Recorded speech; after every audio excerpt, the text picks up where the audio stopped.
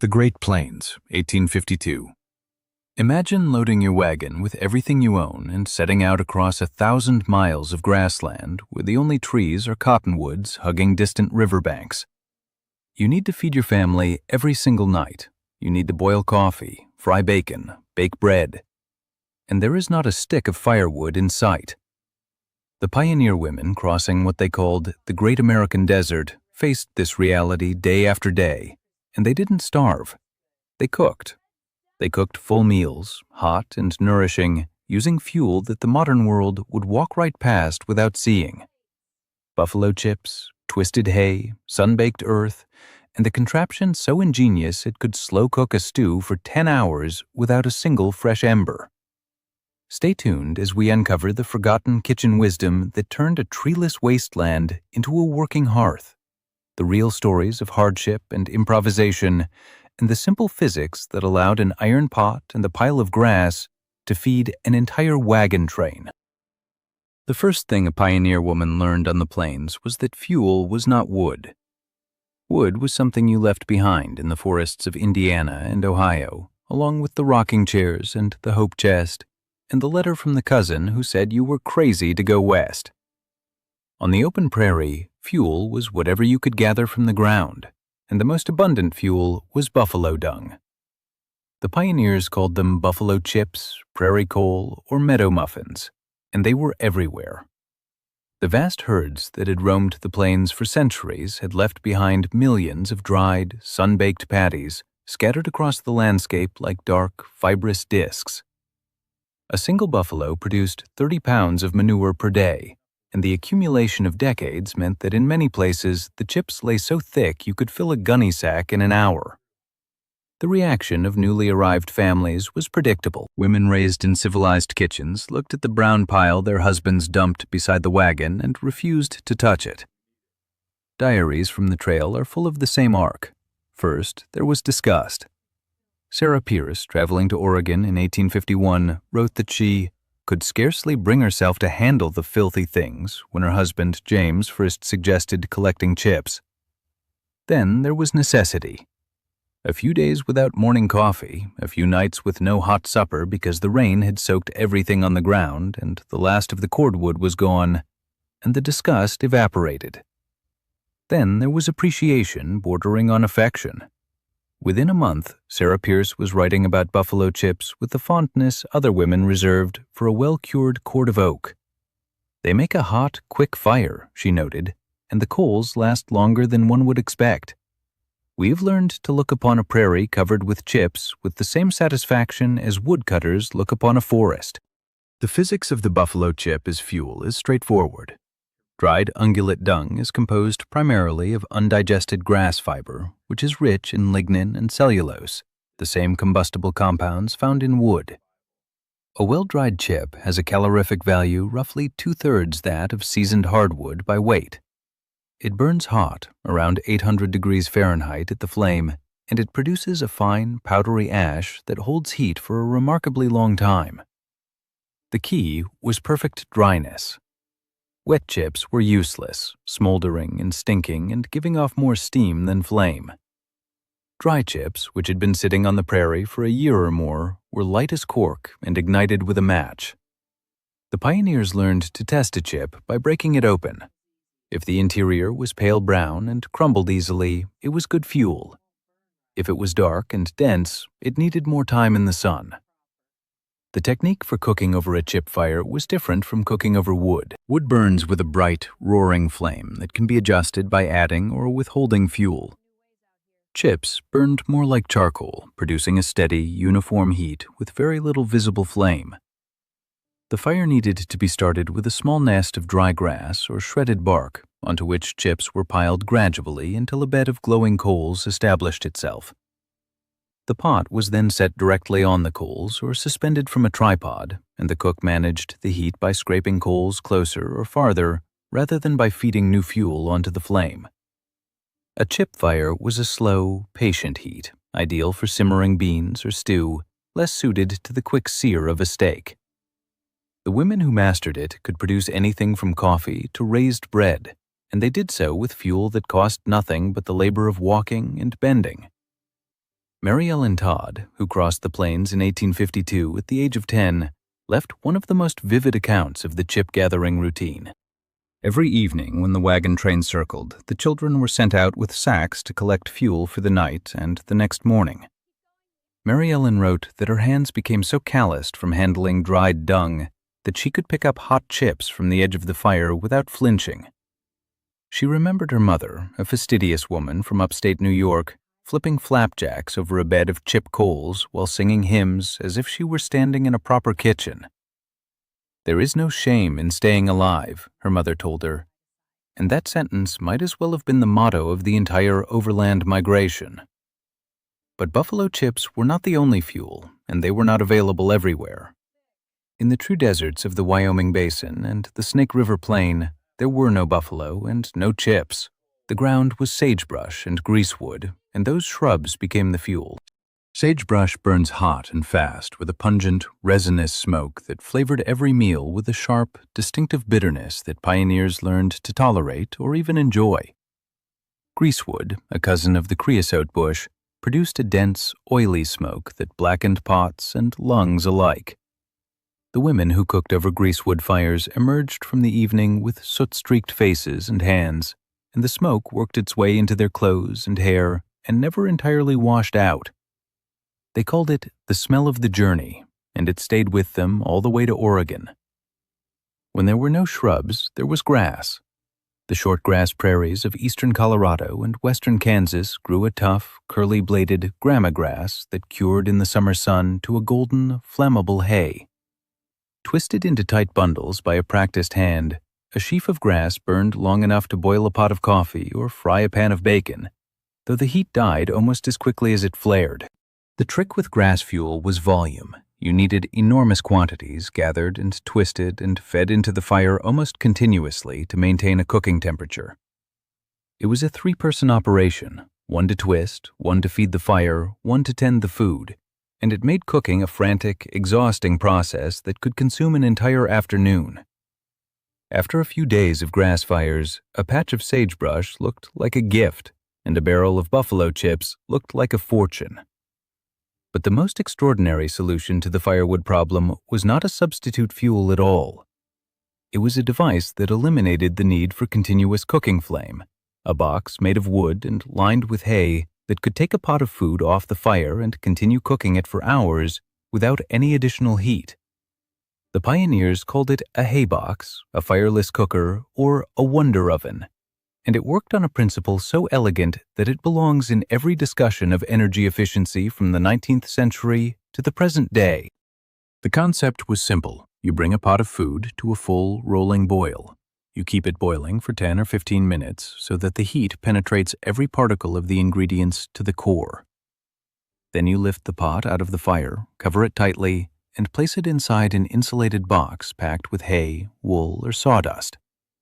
The insulation prevents the heat from escaping, and the food continues to cook in its own retained thermal energy for anywhere from 4 to 12 hours, depending on the mass of the pot and the quality of the insulation. No fire, no fuel, no attention. You could start a stew in the morning, boil it for 15 minutes over a handful of chips, seal it in the hay box, and come back at supper to find it perfectly cooked, steaming hot, and incredibly tender. The hay box was not an American invention. Variations had been used in Norway, Germany, and rural England for decades, and the idea crossed the Atlantic in the minds of immigrant families. But it found its perfect application on the fuel-starved plains, where the ability to cook a meal with a fraction of the usual fuel was not a convenience, but a necessity. A woman who had to gather buffalo chips all afternoon to produce a single cooked meal could, with a hay box, use 1/4 of those chips and put the meal on the table just the same. The rest of the chips could be banked for the next day, and the labor of gathering could be cut to manageable proportions. The construction of a pioneer hay box was simple. A wooden crate or a sturdy barrel was lined with 4 to 6 inches of tightly packed hay, straw, dry moss, or even crumpled newspaper if any was available. A pocket was formed in the center just large enough to accommodate a Dutch oven or a lidded stew pot. A cushion of the same material filled the top, and a tight-fitting lid held everything in place. The more mass the pot contained, the longer the cooking lasted. A heavy cast-iron Dutch oven full of bean stew brought to a boil for 15 minutes would stay above 160 degrees Fahrenheit, well inside the safe cooking zone, for 6 to 8 hours in a well-made box.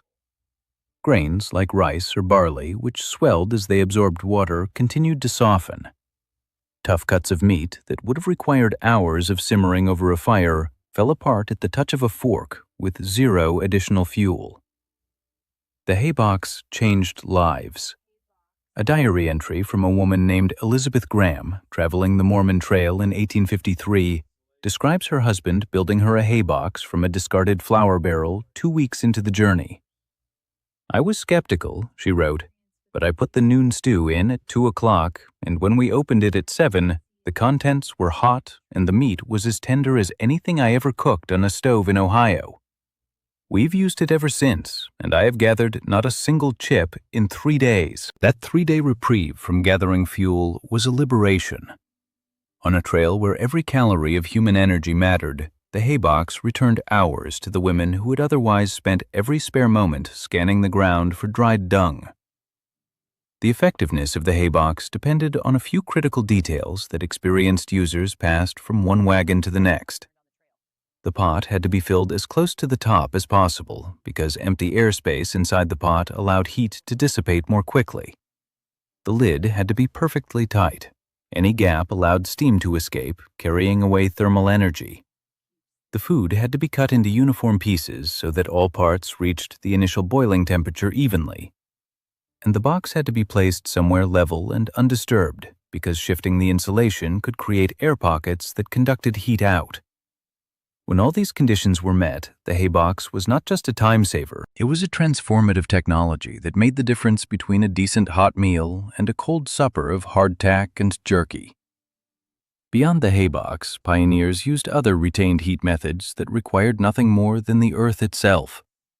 Pit cooking was practiced by Native American tribes across the continent and adopted by settlers who observed it or learned about it through guides.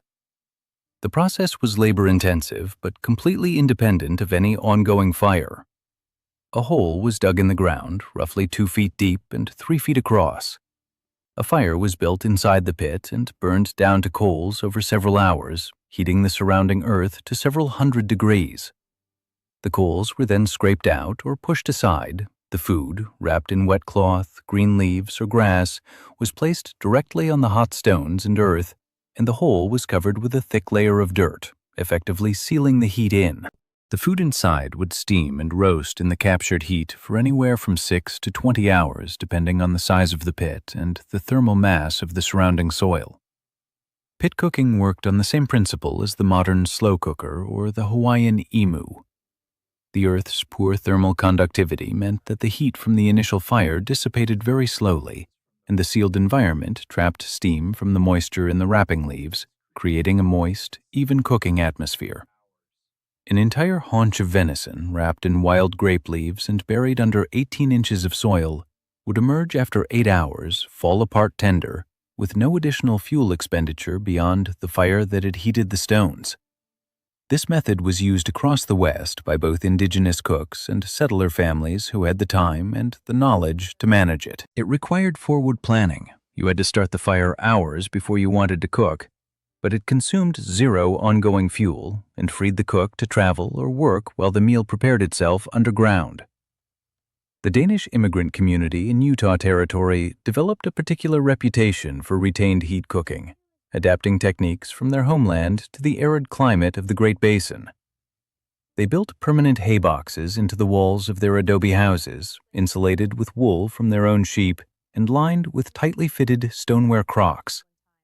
A Danish woman named Mette Sorensen, who settled in Sanpete County in 1854, kept a cookbook that included instructions for hay box recipes that had been adapted to local ingredients.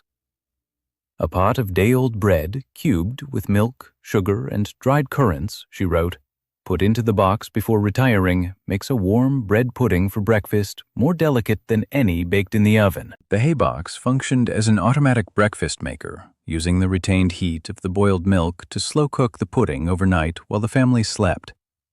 In the morning, the fire could be lit later, the fuel gathered in daylight, and the rhythm of the day adjusted to the scarcity of wood. In some areas, pioneers learned to cook with the sun itself.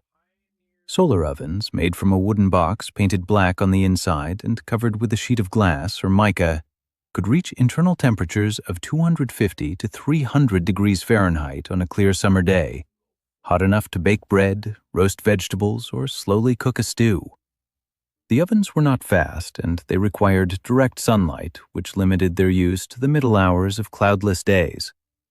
But in places like the deserts of New Mexico and Arizona, where firewood was essentially non-existent and the sun beat down for 300 days a year, solar cooking was a practical daily method. A woman named Juanita Archuleta, whose family ran a stage station on the Santa Fe Trail, was known to cook all the meals for travelers in a large solar reflector oven she'd built from salvaged mirror glass and adobe bricks. The oven used no fuel at all, just the same sun that burned the travelers' necks and made the adobe walls shimmer with heat. A stage driver wrote in 1858, "We ate baked beans and cornbread cooked by the sun, and I will be darned if it weren't as fine a meal as I've had in any fire-cooked kitchen." The most desperate fuel situations produced the most desperate solutions, and no story captures the ingenuity born of starvation better than the tale of the Donner Reed Party, snowbound in the Sierra Nevada in the winter of 1846 to 47. The group had very little firewood after the trees around their camp were exhausted, and what fuel they did have had to be conserved for melting snow into water. They were reduced to burning ox yokes, wagon parts, and eventually the wagons themselves, and they cooked on tiny fires of twisted sagebrush when they could cook at all. The survivors later recounted making puny fires from twigs and bark that barely heated a pot of water and eating strips of raw meat when the cold and the fuel shortage coincided.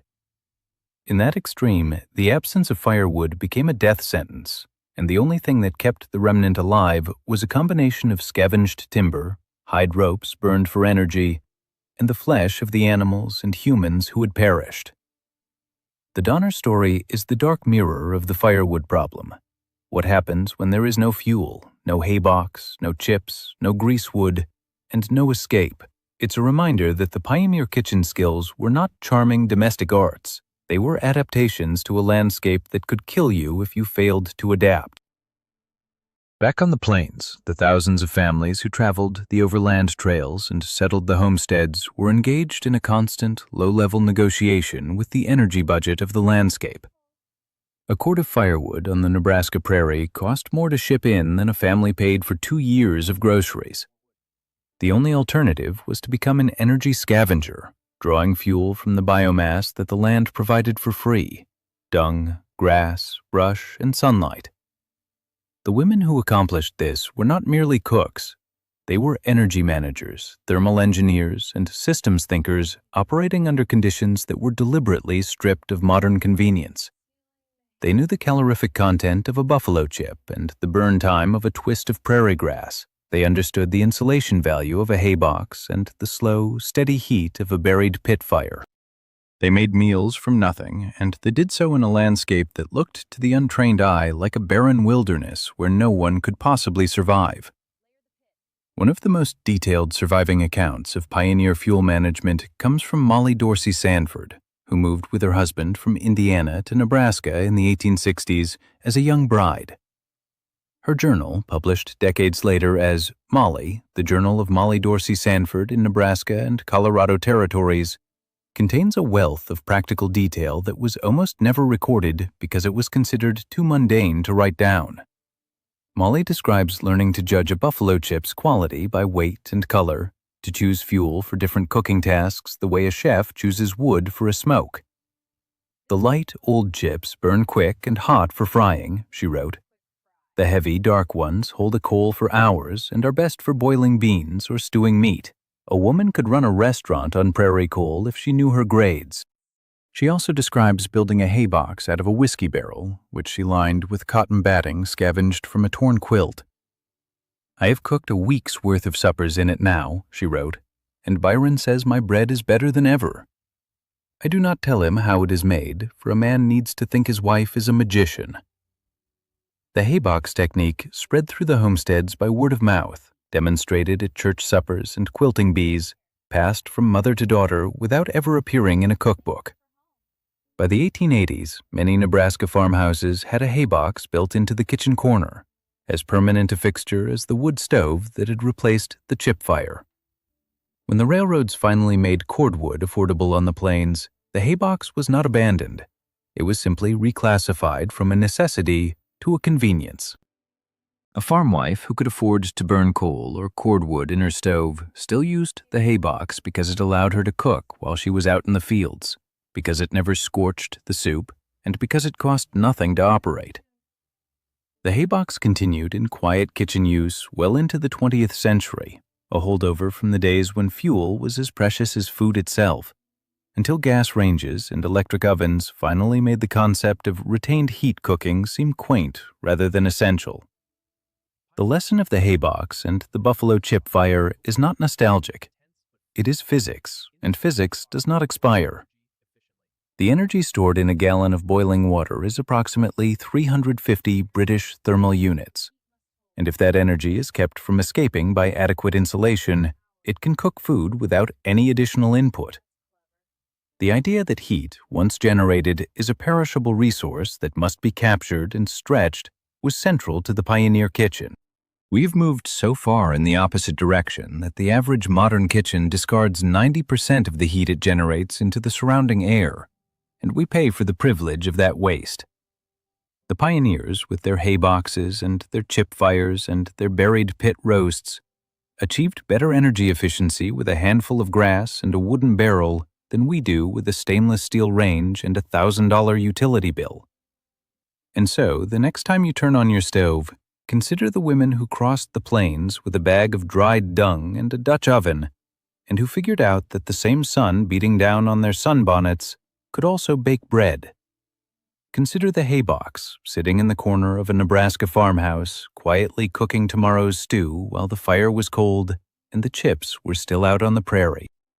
The pioneers cooked full meals without firewood because they had no choice, and in having no choice, they discovered that the ingredients for a hot meal were not logs and kindling.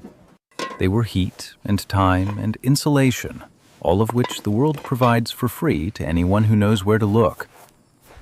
Drop a comment below. Where are you watching from, and what's the most creative fuel you've ever cooked with? Hit that subscribe button for one forgotten frontier skill every week. And hit the like button if this story changed how you think about the energy hiding in your kitchen. Because sometimes, the best technology is the one that lets you turn 15 minutes of flame into an all-day meal.